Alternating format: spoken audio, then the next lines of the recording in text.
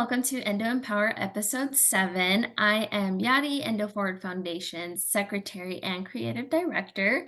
We're joined today by a special guest who I will let introduce herself. Hi, my name is Yavierlis Cartagena. I'm an LPC Associate, so a counselor here in the state of Texas. And I'm also a patient of endometriosis. So something we wanted to touch on today is given her career and also the fact that she herself has endo, is that while dealing with our own issues, we encounter other people who are also going through something similar or even something completely different and lean on someone else for support, which can be a lot, I feel like, when you're going through your own things. So how would you say on a rough day, when you're having your own kind of rough day, how do you feel like you approached? Yeah, Jen? that is a work in progress, I can say. I have learned the more and more that I do, and I lean into this work, and I lean into taking care of myself and giving myself that space. It was very hard for me to take a moment and say, I don't think that mentally or physically I'm able to support anybody today. It was very difficult for me to take that space. And the more and more that I do, I feel a little bit more comfortable. Those thoughts or feelings of guilt and shame, they don't come so much. Or if they come, I welcome them and say, yes, I get it. You're trying to say something, but at the same time, this is what I need and what I want. So I think it's a work in progress. It's not perfect. And it is difficult to hold another person when you're hurting yourself, right? So it is very difficult. I think it's important to acknowledge that and to see what window of tolerance or what kind of bandwidth I have that day to do that. Some days we can, even we put our things aside and we're able to handle it, and some days we can't, and that is okay too. Yeah, I just think of like the mental load that it has on somebody. And then for me, I can easily be like, I don't have the mental capacity to help you right now. But, in a career setting, it's like, I don't think you can, cancel an appointment very last minute because you're not able to handle that same day. Yeah, that is true. And also, with I think with experience and with doing this and doing, I think that it's a combination of giving myself permission to do that if I need to, as a last resort, is giving myself the space to do, okay, what are the tools that I can do, like pain management. I can take a nap. I maybe drink some caffeine. I maybe make a walk, or maybe I need some water. Like, what is things that I can do to regulate a little bit to see if I'm able to do that. If I'm too fatigued, if the mental fog is too much, like what it's exactly. And also ultimately thinking, I want to give my 100%. When I show up for you, I want to show up 100% because that is just a commitment that I have for myself and for you in that space. So, and I want that for me too. So at the same time, if I'm graceful with me, if I'm taking care of myself, I think that models too that you can do that as a client and as a friend, as a person, because it's not only in the professional setting, it's about family commitments, it's about friendships and things that we had planned and now I can't get out of bed and I can't do that.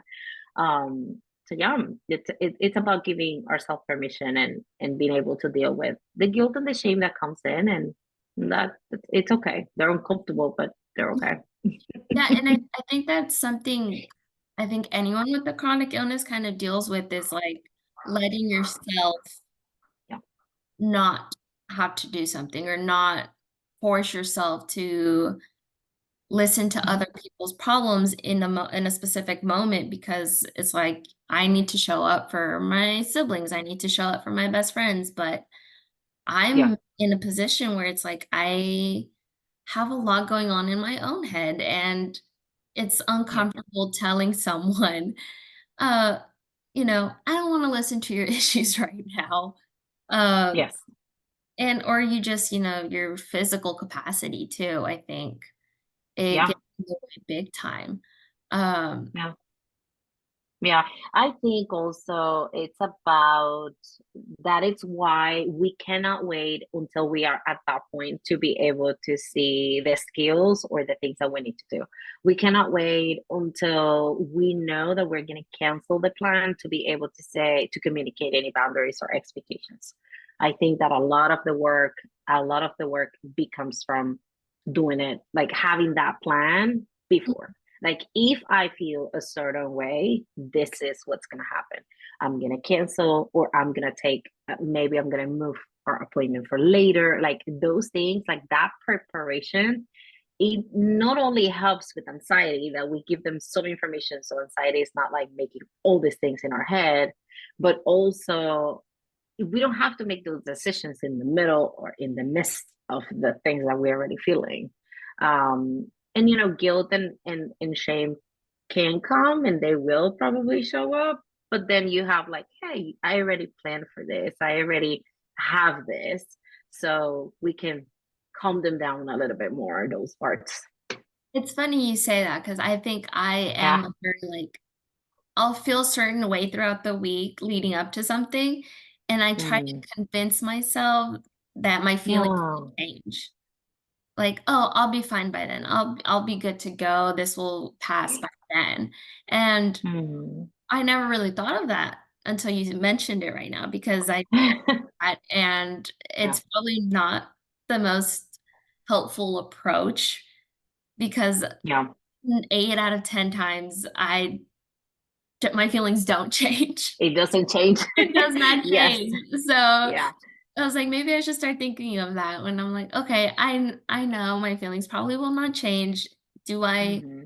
want to continue with these plans knowing that I won't feel very well during it?" And I Yeah. feel like when you force yourself to do something, that can also just take you down even Yes. lower. Even more. Hmm. Wow. Yes.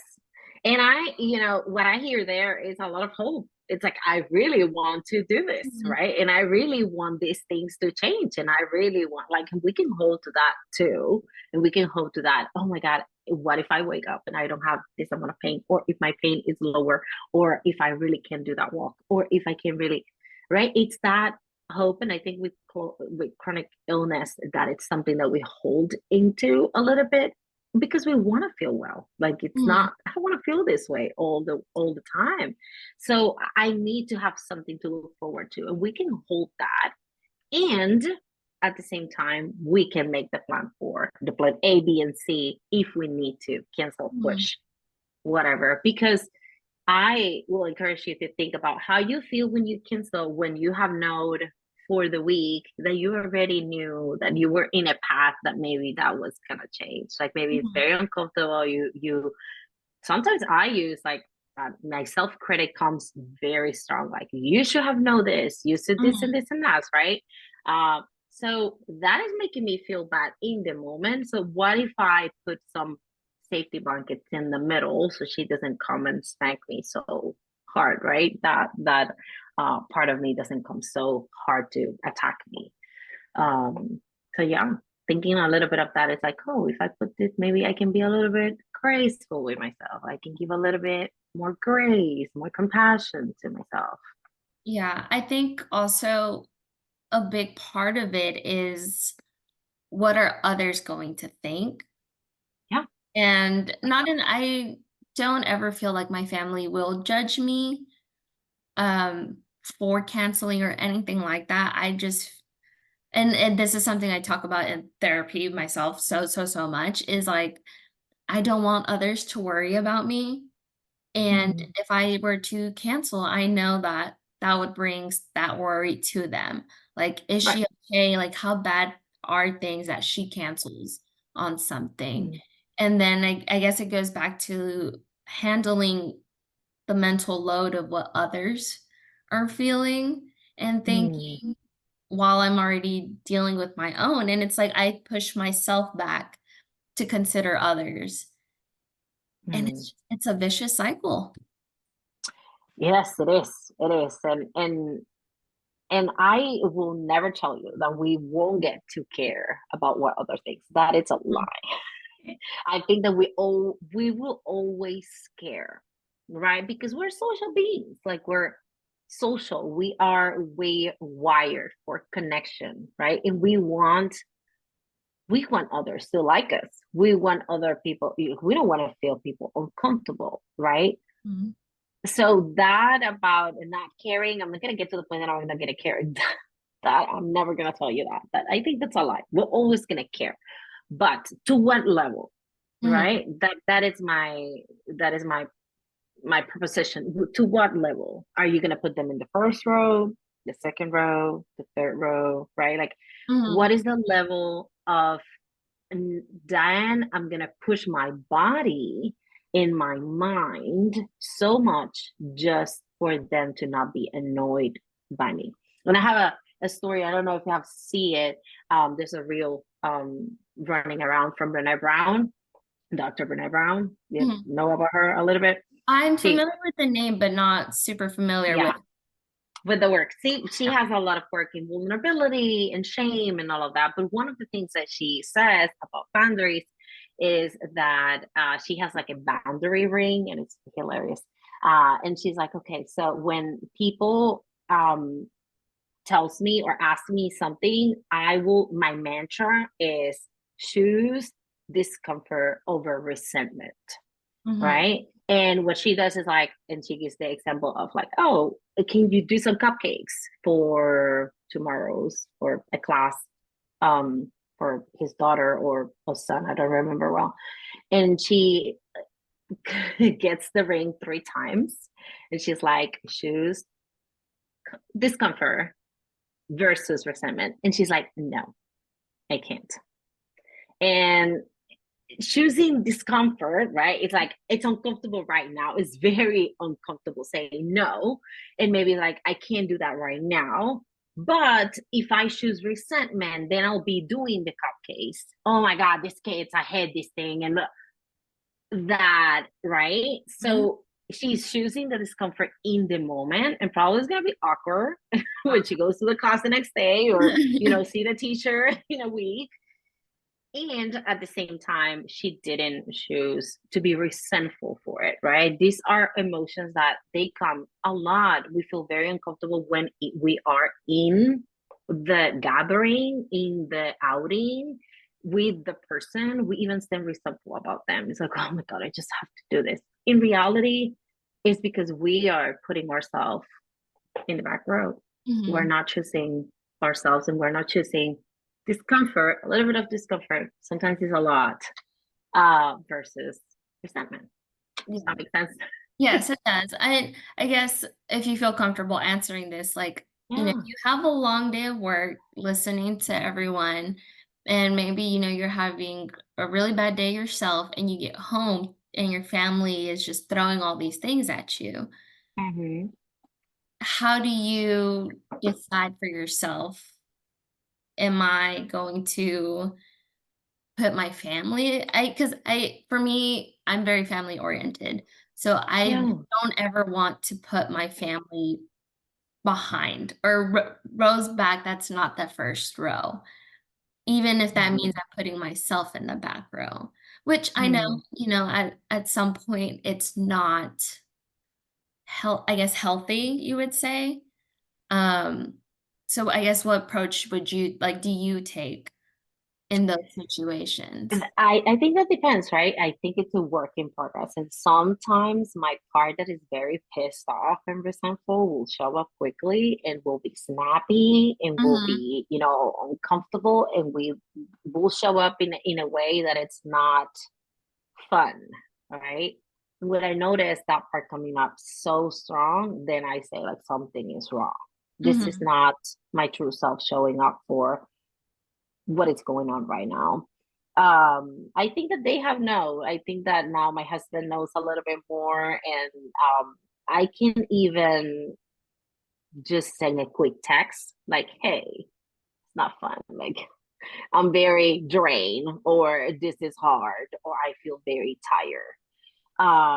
And they give me a little bit of space. Mhm, Sometimes after a day like this, that it's everything is heavy, I just don't like to talk. I mhm, just go into I don't have more mental energy to talk. And conversations with my husband after this snappy parts coming up have lead to, hey, when I get like that, it's like that I don't have any more capacity. mhm. So what we can do to me to not get like that. So maybe it's like I send you a quick text. I ask for more support. Like I definitely tell my sister, like, hey, help me with this, help me with that. Um, I try to put things up front. And that has come from a long time doing the other thing, right? The thing that Yeah, it didn't work. Um, and I think that that gives them, if we're not snappy, if we're showing up in our true self, if we're showing up in our creative, in our oriented, in our grounded self, I will say happy, content, whatever feeling that it's calm, safe, they won't feel that they're in the back row. mhm. Because when we show up content, we show up, right? Versus I'm showing up for you, but With I have this resentment. grumpy face and I Yeah, have this resentful and I am snappy, right? So I often do that. And for me it's very important. Family is, it's very important. Also, I've learned that we cannot have true vulnerability in connection without having boundaries. That is just being reckless. We're hurting ourselves. mhm. So boundaries, they need to be in place. They need to be in there. Yeah, I love how you pointed out, like, you can't show up for someone if you're yourself are not in the right headspace.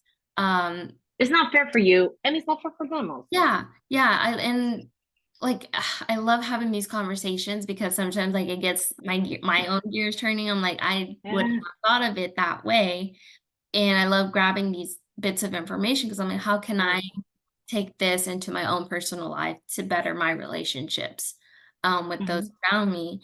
And I also love how you keep pointing out that it's a work in progress, Yes. because I am a very much like, it needs to be now.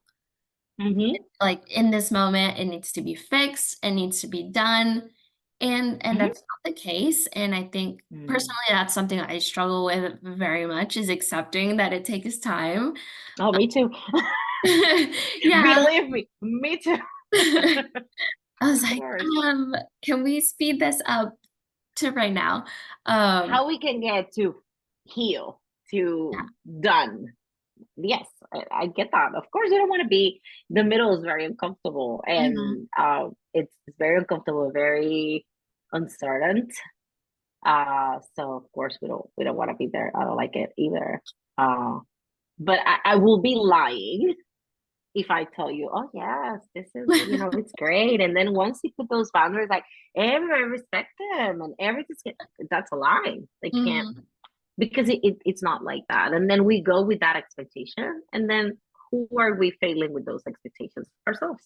mhm, and I think it's so great, not that you have a chronic illness, of course, that sucks to no end, but Yeah. I think it gives you that different perspective when it comes to being there for others. Right. Because you understand it in a completely different way than someone without Mm-hmm. a chronic illness. Um, Yes. because in hindsight, I most of the time, someone that's completely healthy won't understand how hard it is to set these boundaries when it comes to, "I'm not feeling well, I physically am not feeling well, I'm mentally drained, all these things." Um, Mm-hmm. so I guess getting your perspective as a provider, but also as someone going through this, I love hearing your perspective.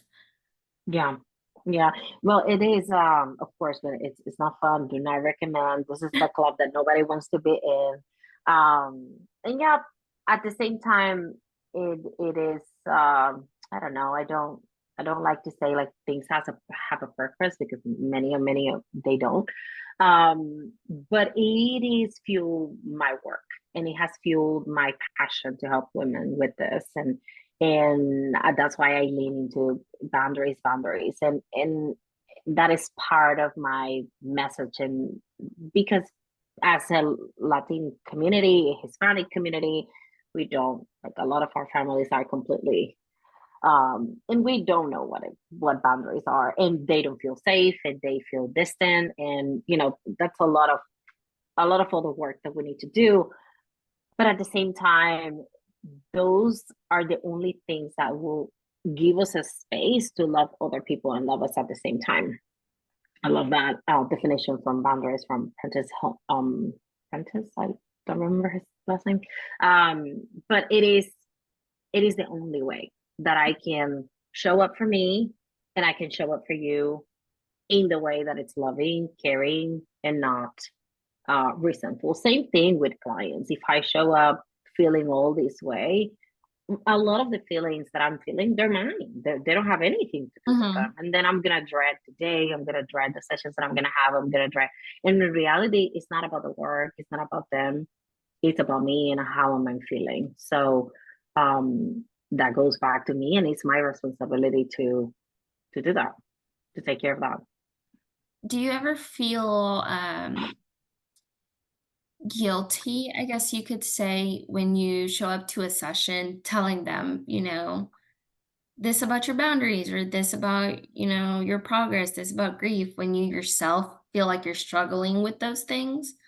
Yeah, of course. I think guilt is it's an extraordinary emotion that pushes to move. Like it's not so uncomfortable that we need to do something about it. It seems like something is wrong and injustice has been met, something like that. That is a message that a lot of guilt has. Yes, of course. And I'm honest too. I think that, Mhm, the relationship that I build up with my clients is like, this is hard. And, mhm, I don't have to self disclose, right, where I'm at, but I acknowledge how hard it is. And I acknowledge that this is not going to look great all mhm, day, every day. And that it's going to show up differently every time. For mhm, different people, it's going to be easier. For different situations, they're going to be harder. So those acknowledgments are part of it. And of course, guilt is there since I don't allow her to drive my car. I mhm. allow her to get in.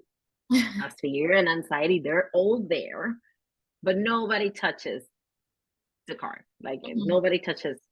I'm driving.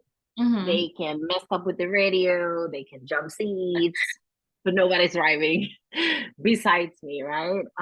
Sometimes they jump in and try, but that's the awareness and the inside of like, oh, this is going on. Like I'm being driven, right? Like that part of me that is very critic comes up, and I'm like, ooh, what is this telling me? A lot of Mhm, guilt, a lot of shame, and then what are the areas that I need to work on to get that lower, right? mhm. But of course, it's natural. Yeah, I feel like when I first joined the foundation, um, I didn't realize how much I would struggle listening to other people's stories. Yeah. Uh, because I think part of me wanted to think I was okay with being someone with a chronic illness. I was okay with having endometriosis. And then when I start hearing other people's stories and how long they struggled to get diagnosed and all those things, I always get this giant wave of anger. And I mean, it's been, I think, almost a year, and same thing happens every single time. But Mm. I try to preface the conversation with, I will not tell you that you are a warrior. I will not tell you you got this. That's not who I am. That's not the feelings I hold yet. All the Mhm. power to people who feel that way. I was like, but Yep. I'm not there. And I was like, I love telling people, if you are mad, I will be mad with you. If you want to cry, I will cry with you. Uh, Yeah. and I think I like to give myself props for doing that, even though it's hard to Yes. tell somebody I'm angry. And I'm not going to tell you anything. I'm not going to tell you Get out of it. anything positive. Yep. Yeah. Well, and that's okay. I think that it needs to be a space, right? There are always people in our life that they have different roles and different dynamics, right? There's the people that it's like, I want to feel you. I want you to make you feel better. How can Mhm, I snap you out of this? Whatever, what you can take, what I can, all the things. And then there's people that they're just hold us and just say like, mhm. yeah, that sucks. Yeah. That sucks. And I think that in my own work, I think that in the past 4 years, I've grown so much as a therapist and in different ways and perspectives. But also I was leaning, I am myself a fixer in my Mhm, household, in my family dynamic. So I am myself. So how I can leave that at the door, because I need to know what my client and where my client is and then meet it there. I'm not up front, I'm not on the back, I'm not holding you back, I'm not pushing you. We're just standing if we need to stand, if we're walking, if we're mhm. crawling, if we're crawling, right? We'll do that. And I think it's very valuable to be a safe space to say, I am so angry that this is happening to me. I am so jealous of other people that are healthy. Those emotions are very uncomfortable Mhm, and they're very valid. They're completely valid and they need to be heard too. mhm. We rush a lot into getting out of it because we're uncomfortable with that and with hearing it. But it sometimes we need to sit here and just wallow. Yeah, and Like, I think so many people try to get pe past that. yeah, They try to rush you through yeah, those bad feelings, and I think they're okay. I was like, "It's they okay." are. I love "It's okay not to be okay." It took me a long time to accept that, Mhm. and as, like, time passes by, I was like, "Nothing is more true than that statement." That's true. I think Mhm. I just love that you acknowledge all those things. Yeah, Um, but I know it must be hard too to acknowledge all your own feelings going through this endometriosis journey yes, and then having your household, your family, and then having your patients, your clients. Uh, yeah.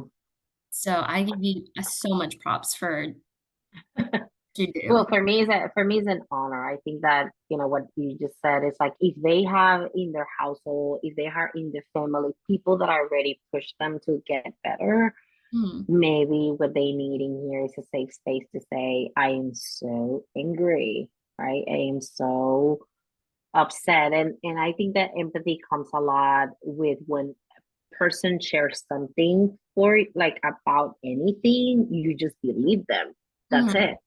Like, you don't have to wear their shoes, you just have to believe them. mhm, And that is their truth, and you just see it as it is.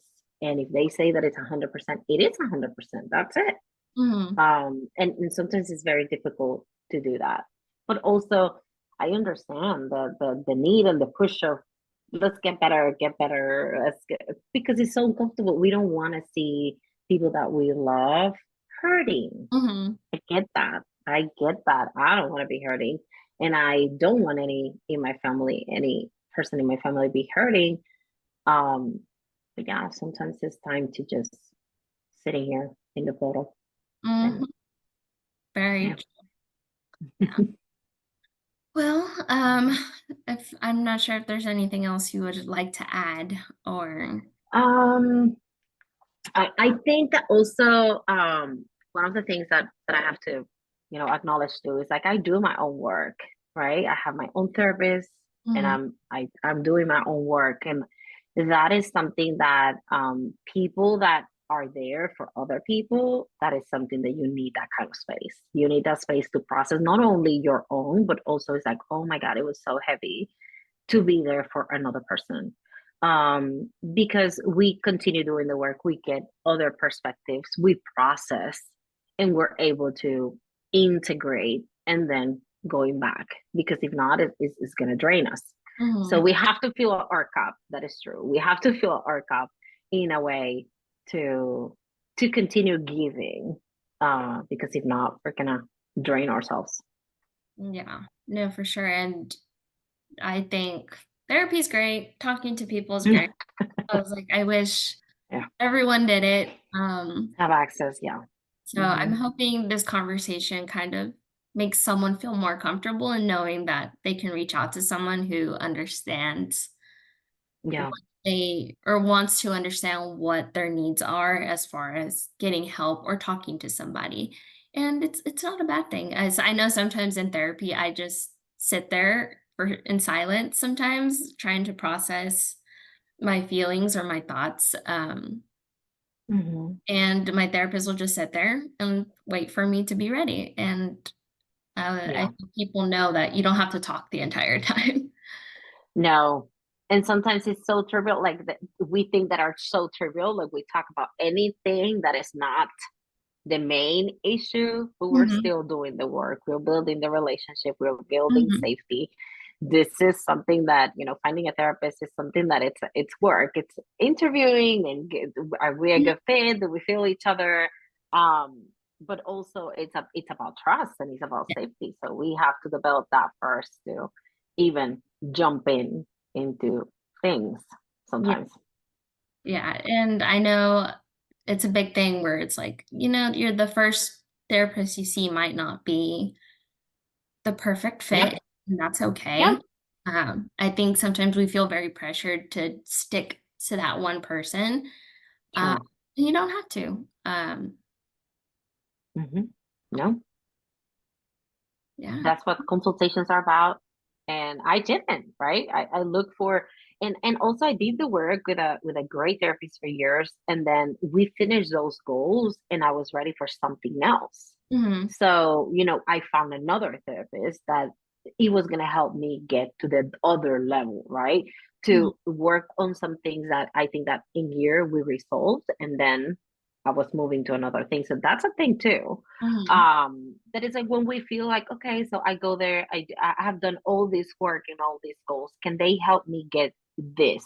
Sometimes their specialty is not what you're looking for. Sometimes their ethnicity that has way to do too. Like it's just I don't feel that they have or the training or the holding, or I feel that we already have this kind of relationship, and then if we go deeper or if we go to another side, that's not gonna work, you know.